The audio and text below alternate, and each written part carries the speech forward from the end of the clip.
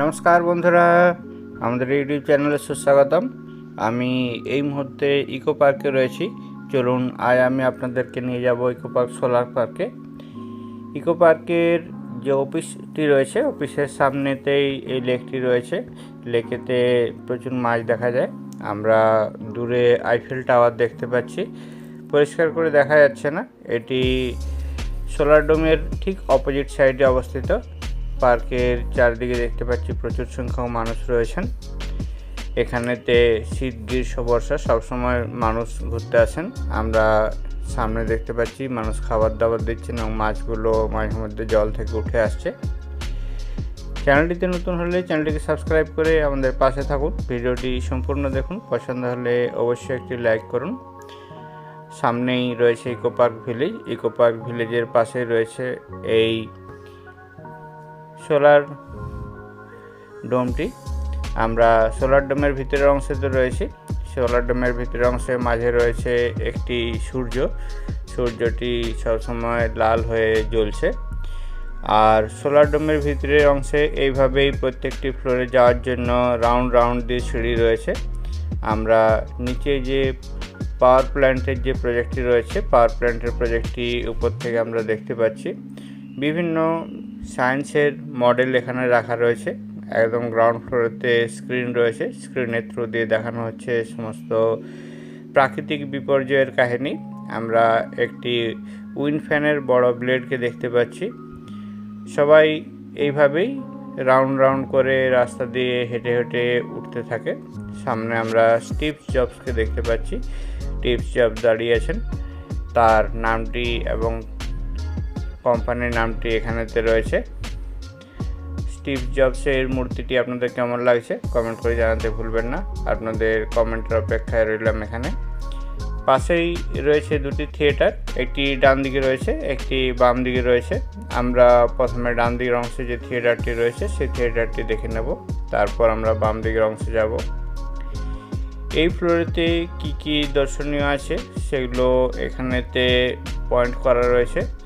এখানেতে প্ল্যানটি দেওয়া আছে কিভাবে কাজ করছে। এটি একবার করে লাইটটি আসছে, একবার করে লাইটটি চলে যাচ্ছে। সমস্ত কিছু সায়েন্সেরই জিনিস রয়েছে। অপারেট করার জন্য পিছনেতে মেশিন রয়েছে, মেশিন দিয়ে অপারেট করে চেক করা যাবে।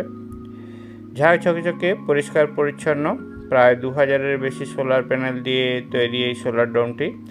একটি গম্বুজ আকৃতির শেপ রয়েছে, বাইরের থেকে দেখতে অনেকটি গম্বুজের মতো।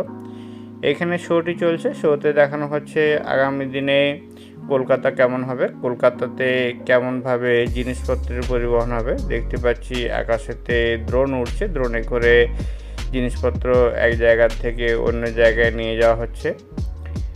জলে ভরে যাওয়ার জন্য সমস্ত রাস্তাঘাট, বিল্ডিং, সমস্ত জায়গা উঁচু হয়ে যাবে আগের থেকে।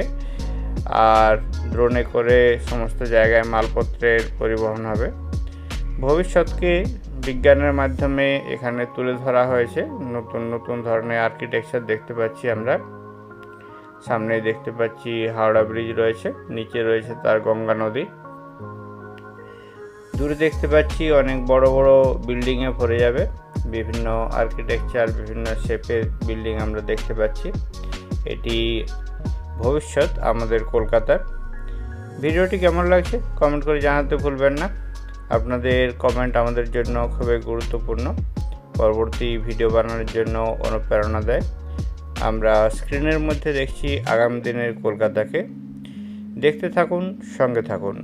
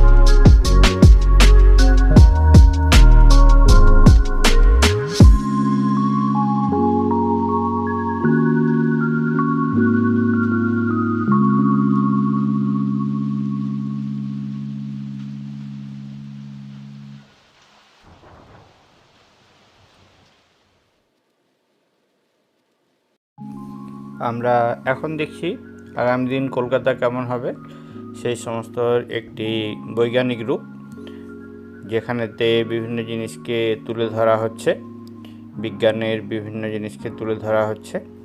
এটি একটি শো রয়েছে যেটি সোলার ডোমের 3rd ফ্লোরেতে অবস্থিত। এখানেতে আমরা শোয়ের মাধ্যমে ব্যাপারটি দেখে বুঝতে চেষ্টা করছি। দেখতে পাচ্ছি ডিজিটাল ক্লক রয়েছে, যেখানেতে সমস্ত কিছু ডিজিটালি ট্র্যাক করা যাবে।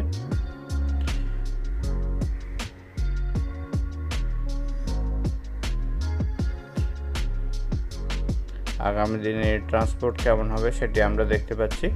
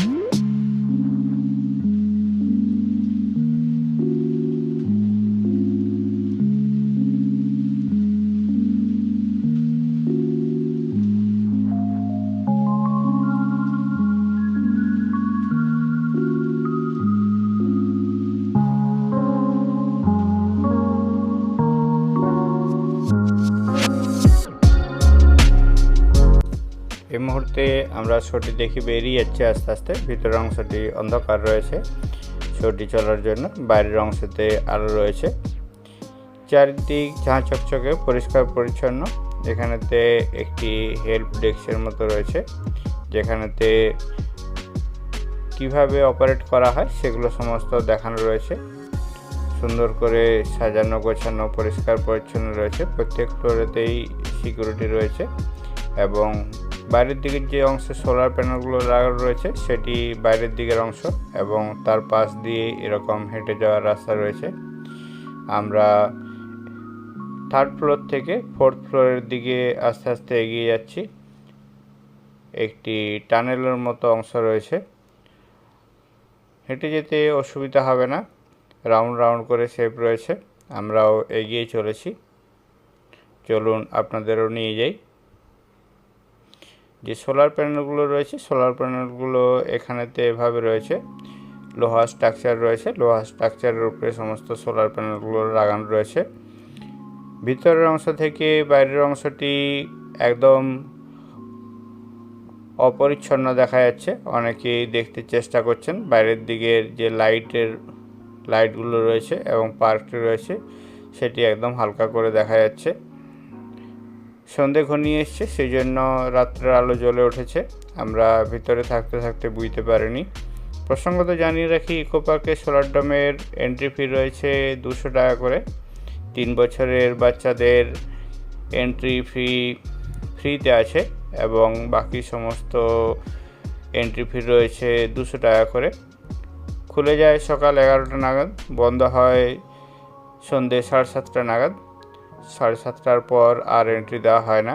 আমরা বাইরের যে রাস্তাটি রয়েছে, রাস্তাটা দিয়ে যেতে যেতে ইকো পার্কের যে সোলার ডোমটি রয়েছে, সোলার ডোমের ভিতরের অংশটা দেখতে পাচ্ছি। আমরা এখন টপ ফ্লোরেতে পৌঁছে গেছি। টপ ফ্লোরেতে এই জায়গাতে একটি রেস্টুরেন্ট আছে এবং তার অপোজিটে আছে একটি গুডসের দোকান। এখানে আমরা দেখতে পাচ্ছি